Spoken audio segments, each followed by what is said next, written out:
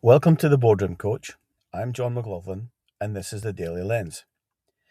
Today, we're looking at the cyber incident at Hasbro and the consequent delay to quarterly reporting. Now, what caught my attention here was not the fact of the cyber incident on its own. Plenty of companies deal with cyber events. What stood out was where the visible strain showed up. It showed up in the release of results, in the flow of orders, in shipping, in invoicing, and that tells you very quickly that this is no longer a specialist problem inside technology. It has moved into the center of how the business actually runs. Now, when most people looking at this story will see a fairly straightforward pattern.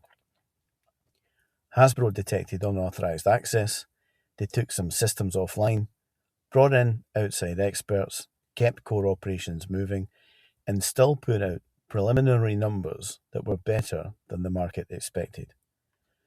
On the surface, that can look decent containment. It can even look reassuring. But that reading misses the leadership signal. A business does not need to stop selling for decision quality to come under pressure. It only takes a disruption in information flow, financial visibility, and execution rhythm for confidence to start waning. Once that happens, senior leaders are not really managing a cyber issue anymore. They are managing ambiguity. They are deciding what can still be trusted, what needs to slow down, and what absolutely cannot stop because the commercial cost of hesitation is too high. That is an inference, but it is the one these facts support most strongly. There is another layer here that does not get enough attention. Under stress, organizations do not reveal whether they have plans. They reveal whether authority is genuinely clear.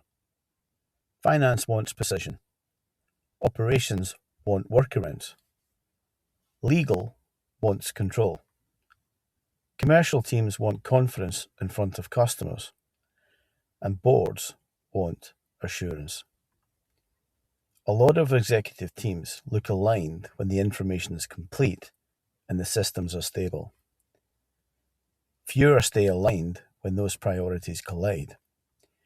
That is usually the moment when external perspectives become valuable, because the organization is trying to think with the same habits that helped create the blind spots in the first place. The final point is analysis, but it is consistent with the NCSC's warning that key decisions and thresholds must be worked out before the incident arrives. So the question that raises is not whether a company has cyber response plans. Most of them do. The question is whether the leadership team has rehearsed the commercial and governance consequences of operating without its usual certainty.